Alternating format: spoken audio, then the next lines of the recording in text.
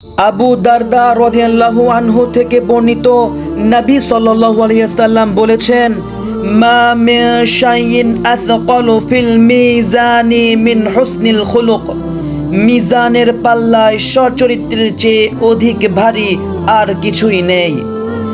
এজন্য আমাদের উচিত আমাদের অন্তরকে সুশোভিত করা একমাত্র রাসূলের আদর্শে।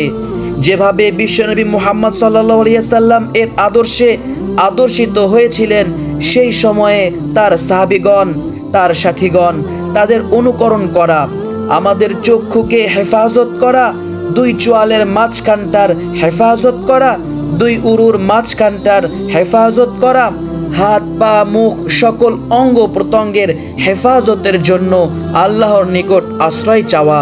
তাহলেই না আমরা উত্তম চরিত্রের উত্তম গুণের অধিকারী হতে পারব। হে আল্লাহ, আপনি আমাদের চরিত্রকে অধিক সুন্দর করার জন্য সরল পথের পথিক হিসেবে কবুল করুন। আল্লাহুম্মা আমিন সুম্মা আমিন।